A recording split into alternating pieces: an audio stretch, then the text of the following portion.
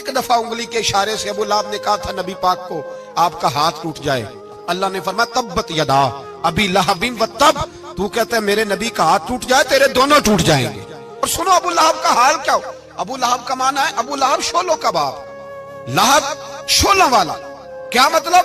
अबू लहब इतना हसीनो जमील था कि उसके जो रुखसार थे शोलों की तरह चमका करते, इतना खूबसूरत था, लाल सुर्ख रंग था, खूबसूरत आदमी। अरब में जब गुर्बत थी तो इसके घर में उस वक्त भी 2 ईंटें सोने की थी। इतना मालदार आदमी और सरदार था सारे मक्के का, लेकिन नबी पाक की बेअदबी की। तुम्हें पता ही नहीं कि रब दुनिया में सबसे ज्यादा नाराज ही उससे है जो उसके रसूल का बेअदब है, सबसे ज्यादा नाराज ही उसी से। अबू लहब ना गया बदर के मौके पर, डर गया, कहने लगा मैंने नहीं जाना, मक्के में रह गया, ना गया जिहाद के लिए, मुसलमानों के खिलाफ ना निकला। लोगों ने बड़ा इसको लान तान किया, लेकिन कहने लगा मेरे खर्चे पे 4-5 बंदे ले जाओ, मैं नहीं जाऊंगा, पीछे रह गया। लोग कहने लगे बच गया, लेकिन इसके जिस्म के अंदर ऐसी बीमारी निकली कि रेशे से भर गया सारा वजूद, रेशे। इसके बच्चों ने ले जाके अबू लहब को पीछे एक हवेली थी मक्के के बाहर, उसमें बंद कर दिया। चीखता था, चिल्लाता था, बंद कर दिया उसको ले जाके वहां पीछे।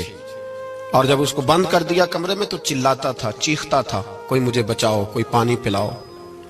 दरवाजा तोड़ के बाहर निकला तो चौक में मर गया अबू लहब। इतनी बदबू आती थी कि कोई करीब नहीं जाता था।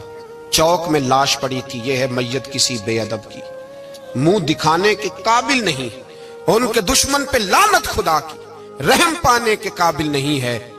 चौक में लाश पड़ी है, तब्बत यदा अबी लहबिन व तब, चौक में पड़ी हुई है, कोई करीब नहीं जाता। उसके बेटों से लोग जाके कहने लगे तुम्हारा बाप था, शर्म करो।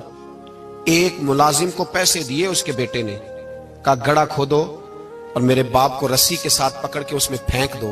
एक गड़ा खोदा मक्के की गली में और रस्सी के साथ पकड़कर, रस्सी के साथ बांध कर उसकी टांग को घसीट कर उस गड़े में डाल दिया, ऊपर से मिट्टी डाल दी, बदबू का वो ढेर बंद कर दिया। अबू लहब मक्के का सरदार था, पर जाने कहां मरदूद दफन है।